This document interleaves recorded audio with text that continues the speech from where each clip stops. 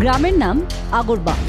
ছিমছাম গাছগাছালির সারি, ঢালাই করা আটচালা, আরো কত কি। শীতকালে গ্রামের সৌন্দর্য দেখাচ্ছি বলে ভাবছেন? তাহলে ভুল ভাবছেন।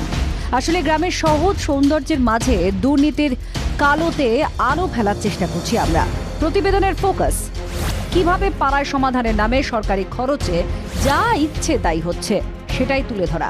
আমাদের পাড়া আমাদের সমাধান প্রকল্পে আগরবাঁধ পিডব্লিউডি রোড হইতে স্বরূপ গোস্বামীর বাড়ি পর্যন্ত ঢালাই রাস্তা নির্মাণ, আর যার বরাদ্দ ধরা হয়েছে 2,06,000 এবং কাজ শুরু হয়েছিল 2/12-তে, শেষ হয়ে গেছে 19/12। হ্যাঁ, এই যে সামনের রাস্তাটা একবার বাড়ি পর্যন্ত, ওই যে বাড়িটি দেখাচ্ছে ওইটি না, ওটা হয়নি।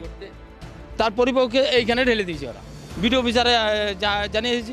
এই চত্বরটা যেটা দেখা যাচ্ছে, শুধুমাত্র এই চত্বরটাই কিন্তু ঢালাই হয়েছে।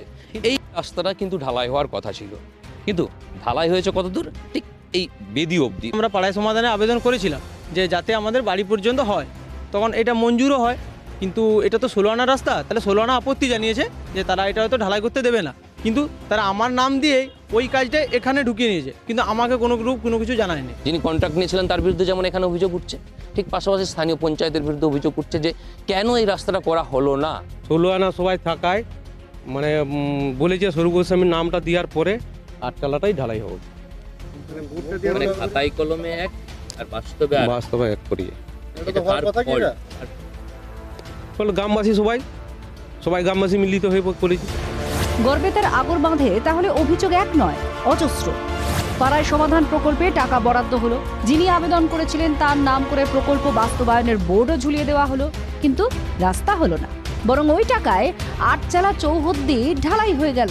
কলমেই মুখ্যমন্ত্রীর কথা থাকছে, পাড়ায় সেভাবে নিচু স্তরে সাধারণ মানুষের মধ্যে কোনো কিছুই আসছে না। সরকারি টাকা অপচয় এইভাবে সারা বাংলা জুড়ে হচ্ছে দাদা।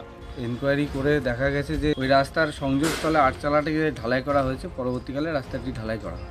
এনকোয়ারি করে আমরা রিপোর্ট উপরের কর্তৃপক্ষকে জানিয়ে দিই। পাড়ায় সমাধান প্রকল্পের শুরু থেকে এখনো পর্যন্ত নানা অনিয়মের ছবি আপনাদের সামনে তুলে ধরেছে TV9 বাংলা, কিন্তু তাতে হুঁশ ফিরছে কি?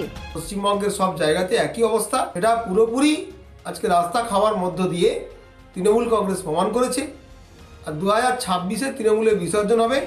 সামনে 2026-এর নির্বাচন, তার আগে আমাদের পাড়া আমাদের সমাধান প্রকল্পে বুথ স্তরে পৌঁছে মানুষের সমস্যার সমাধানের উদ্যোগ নিয়েছেন মুখ্যমন্ত্রী। বুথ পিছু বরাদ্দ 10 লক্ষ টাকা, কিন্তু অভিযোগ অন্যান্য সরকারি প্রকল্পের মতোই দুর্নীতির ভূতের দাপটে বাংলার বিভিন্ন জায়গায় পাড়ার সমাধানের বদলে সমস্যা তৈরি হয়েছে বা রয়ে গেছে। রাস্তার জায়গায় হয়ে যাচ্ছে আটচালা, এর বিহিত কে করবে? আগরবাঁধ থেকে ক্যামেরায় সুজয় নায়কের সাথে দেবব্রত সরকার, TV9 বাংলা।